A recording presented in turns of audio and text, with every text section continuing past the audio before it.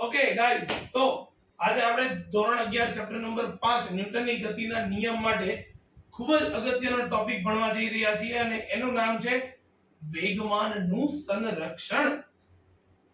સંરક્ષણ કર્યું જાની પહેલા કોઈ દિવસ કોઈનું? હે સર, શું કહો છો?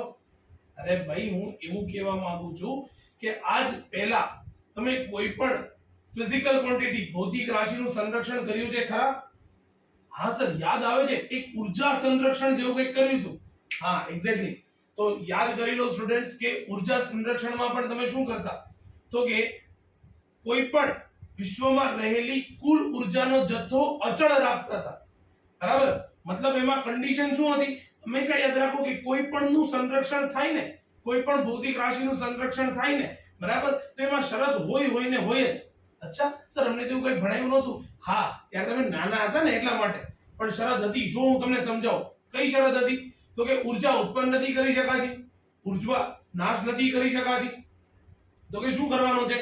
માત્ર ઉર્જાના એક સ્વરૂપમાંથી બીજા સ્વરૂપમાં રૂપાંતરણ કરવાનું છે. આ શરત હતી. અને ઉર્જા સંરક્ષણનો નિયમ તો એટલો જ હતો કે વિશ્વમાં રહેલી ઉર્જાનો કુલ જથ્થો કેવો રહે છે? અચળ રહે છે. આ અચળ રહે એની એક જ શરત છે. કઈ શરત? આગળ જે બોલ્યો એ ઉર્જા ઉત્પન્ન નહીં કરી શકાતી, ઉર્જા નાશ નહીં કરી શકાતી, માત્ર ઉર્જાના એક સ્વરૂપમાંથી બીજા સ્વરૂપમાં રૂપાંતરણ કરી શકાય છે. સેમ એવી જ રીતે જ્યારે આપણે વેગમાન સંરક્ષણ ભણવા જઈ રહ્યા છીએ ને ભાઈ, તો વેગમાન સંરક્ષણ માટે પણ એક શરત છે. કઈ શરત? તો કે આપેલા પદાર્થના તંત્ર માટે. તમે કહેશો કે આટલા બધા તંત્ર છે? ના, આ એક જ તંત્ર છે, પણ આ અલગ અલગ કન્ડિશન છે. બરાબર? કે જ્યાં સુધી પદાર્થ ઉપર અસંતુલિત બાહ્ય બળ ન લાગે ત્યારે આંતરક્રિયા અનુભવતા બંને પદાર્થોના વેગમાન અચળ રહે છે. આંતરક્રિયા શું છે, વેગમાન અચળ કેવી રીતે રહે છે, બધી ચર્ચા આપણે હમણાં કરવાના છીએ. ચલો ડન. આંતરક્રિયા અનુભવતા બે પદાર્થોના વેગમાન અચળ રહે છે. ક્યારે? તો કે પદાર્થ ઉપર ક્યારે બાહ્ય બળ એટલે કે બાહ્ય અસંતુલિત બાહ્ય બળ ન લાગે ત્યારે. તો મારી પાસે અહીંયા બંને પદાર્થો દર્શાવ્યા છે. બરાબર છે? આ કોઈ પદાર્થ A છે, આ કોઈ પદાર્થ B છે, અને આ બંને પદાર્થોના દળ અનુક્રમે શું છે? તો કે MA અને MB છે. આ બંને પદાર્થ એકબીજાની સાપેક્ષે સામસામેની બાજુએ ગતિ કરે છે. પોતપોતાના વેગ એટલે v of A અને v of B જેટલા વેગે ગતિ કરે છે. ઘર્ષણ રહિત સપાટી આપી દીધી છે અને બંને પદાર્થ એકબીજાની સાપેક્ષે ગતિ કરતા હોય ઘર્ષણ રહિત સપાટી પર એટલે કે લીસી સપાટી પર, તો અથડામણ થવી એ કોમન વસ્તુ છે. તો અહીંયા આપણે પહેલો કેસ આ જ બંને પદાર્થોને લઈને જોવાના છીએ, એ છે અથડામણ પહેલા. હવે અથડામણ દરમિયાન શું થાય? તો કે આ રીતે બને. અથડામણ વખતે, ચલો, જે તે વખતે અથડામણ થાય એમાં પદાર્થના દળ તો અચળ જ રહે. હા ભાઈ, m of A m of B, આ પદાર્થ A છે, આ પદાર્થ B છે, પણ વેગ ક્ષણિક 0 થઈ જાય.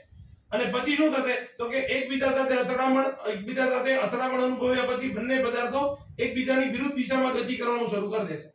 તો આ થઈ ગયું તમારી પાસે પદાર્થ A, આ થઈ ગયો પદાર્થ B, અને અહીંયા મારે લખવું જોઈએ અથડામણ પછી.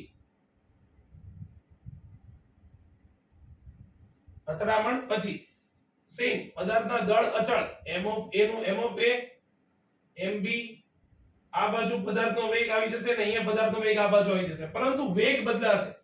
દળ અચળ રહે, વેગ બદલાય, તો આ બાજુનો વેગ થઈ જશે v of A dash અને આ બાજુનો વેગ થઈ જશે v of B dash. ચલો, ક્લિયર? આટલી વસ્તુ વ્યવસ્થિત સમજી લો. અથડામણ પહેલા અને અથડામણ પછી દળ સમાન રહે, માત્ર વેગો બદલાય. v of A નો થઈ જાય v of A dash, b પદાર્થનો વેગ vb ની જગ્યાએ થઈ જશે vb dash. ચલો ડન. આટલી વસ્તુ વ્યવસ્થિત પહેલા ડ્રો કરી લો. ચલો,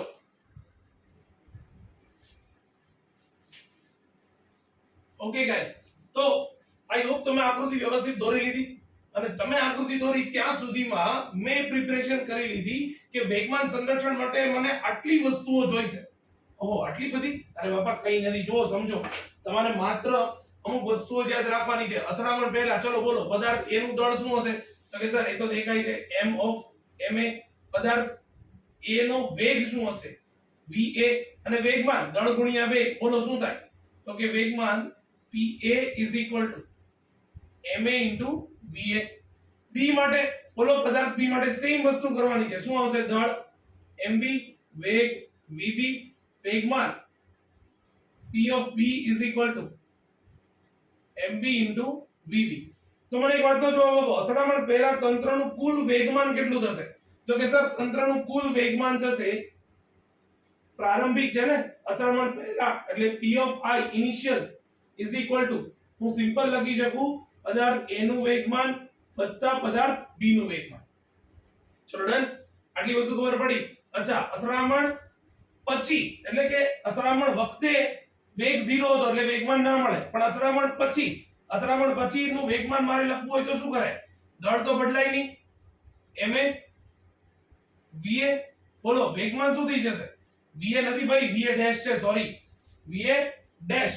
તો વેગમાન શું થઈ જશે? તો કે pa dash is equal to શું લખાય? ma va dash. સેમ પદાર્થ b માટે શું થશે? mb vb ડેશ અને વેગમાન pb dash is equal to દળ અચળ વેગ બદલાણો vb ડેશ. બોલો આ કે ના?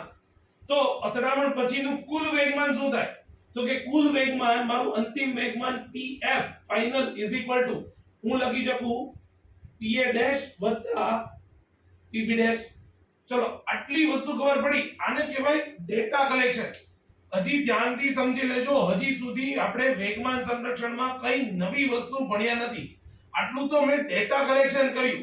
ખબર પડી કે જે આખો કેસ હતો અથડામણ પહેલા બે પદાર્થ, અથડામણ વખતે ને અથડામણ પછી, તો એના માટે બંને પદાર્થોને લઈને અથડામણ પહેલાની પરિસ્થિતિ, અથડામણ પછીની પરિસ્થિતિ અને આપણે કુલ વેગમાન સુધી આવ્યા.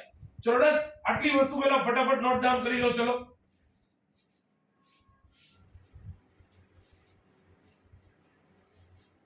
ઓકે ગાઈસ, તો આપણે હમણાં જ ડિરાઈવ કર્યું ને કે પદાર્થના આખા તંત્રનું પ્રારંભિક વેગમાન મને મળ્યું pa pb અને અંતિમ વેગમાન મને મળ્યું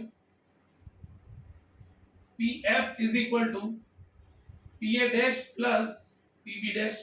પરંતુ પદાર્થ a ના વેગમાનમાં થતો ફેરફાર શું લઈ શકાય? તો કે એના માટે મારે લખવું જોઈએ પદાર્થ a ના વેગમાનમાં થતો ફેરફાર ડેલ્ટા pa શું લેવાય? બોલો અંતિમ વેગમાન માઈનસ પ્રારંભિક વેગમાન એટલે pa ડેશ માઈનસ pb નહીં pa અંતિમ માઈનસ પ્રારંભિક. એવી જ રીતે પદાર્થ b ના થતા વેગમાનમાં ફેરફાર શું લેવાય? ડેલ્ટા p of b અંતિમ વેગમાન pb ડેશ માઈનસ શું લેવાય? પ્રારંભિક વેગમાન pb. આટલી વસ્તુ મને આવડવી જોઈએ. ચલો ડન, આટલી વસ્તુ ખબર પડી, બરાબર. અને હવે ન્યૂટનની ગતિના ત્રીજા નિયમ પરથી, કોના પરથી? અહીંથી તમારું વેગમાન સંરક્ષણ ચાલુ થાય છે, વ્યવસ્થિત સમજી લેજો. ન્યૂટનની ગતિના ત્રીજા નિયમ પરથી બોલો શું લખી શકાય? તો કે આઘાત અને પ્રત્યાઘાત સમાન મૂલ્યના અને વિરુદ્ધ દિશાના હોય. આઘાત અને પ્રત્યાઘાત મતલબ પદાર્થ a દ્વારા પદાર્થ b ઉપર જેટલું બળ લાગે એટલું જ બળ પદાર્થ b દ્વારા પદાર્થ a ઉપર લાગશે, બરાબર.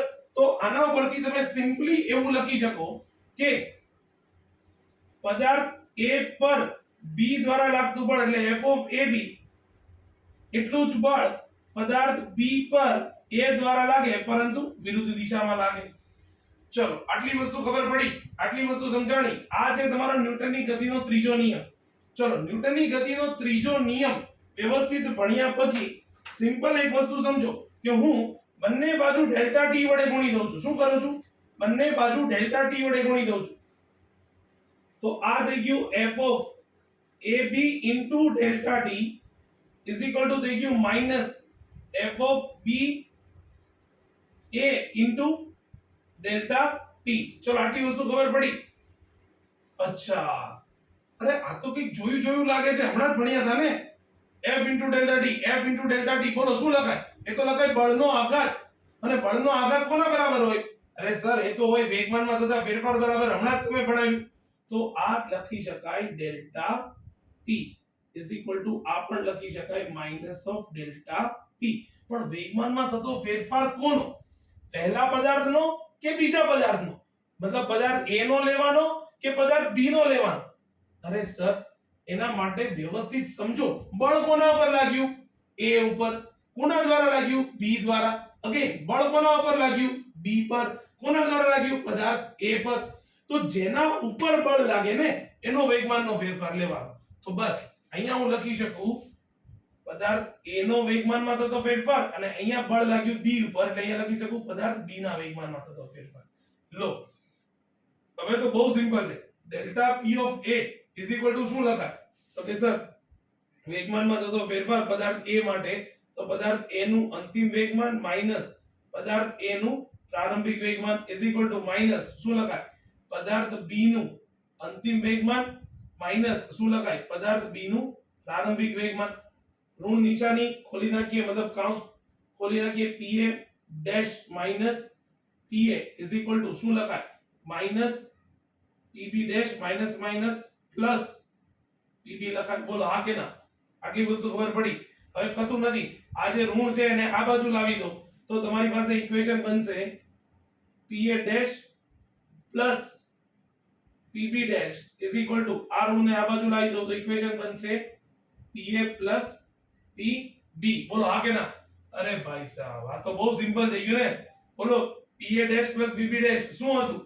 તો કે અંતિમ તંત્રનું કુલ અંતિમ વેગમાન હતું. તો આના બરાબર શું લખી શકો? તો કે સર આના બરાબર અમે લખી શકીએ, અહીંયા લખી શકાય pf, અને આના બરાબર શું લખી શકાય? તો કે એ લખી શકાય pi ઇનિશિયલ. તો આ તો વસ્તુ સાબિત કરવાની હતી ને કે તંત્રનું અંતિમ વેગમાન તંત્રના પ્રારંભિક વેગમાન જેટલું હોય. મતલબ અથડામણ પહેલા તંત્રનું જો કુલ વેગમાન pi હોય અને અથડામણ પછી તંત્રનું કુલ વેગમાન pf હોય તો અંતિમ બરાબર પ્રારંભિક થાય. તો આ થઈ ગયો તમારો વેગમાન સંરક્ષણની સાબિતી. ખૂબ જ સરળ છે, ખૂબ જ ઈઝી છે. ખાલી તમારે અહીંયા યાદ રાખવાનું છે કે ન્યૂટનની ગતિના બીજા નિયમ પરથી આ લખ્યું. ન્યૂટનની ગતિના બીજા નિયમ પરથી. તો બે જ જગ્યાએ વેગમાન સંરક્ષણ માટે ન્યૂટનની સૌથી પહેલા ત્રીજો નિયમ એપ્લાય કરો અને પછી ડેલ્ટા ટી વડે ગણીને ન્યૂટનની ગતિનો બીજો નિયમ એપ્લાય કરી દો અને તમારું વેગમાન સંરક્ષણ સાબિત થઈ ગયું. લો એકદમ ઈઝી અને મોસ્ટ ઇમ્પોર્ટન્ટ ઇક્વેશન તમારો ક્વેશ્ચન છે four exam point of view. અને આમ બી આપણને વેગમાન સંરક્ષણ આવડતું હોવું જોઈએ કારણ કે ઘણી બધી જગ્યાએ આનો ઉપયોગ થવાનો છે. Okay, thank you guys.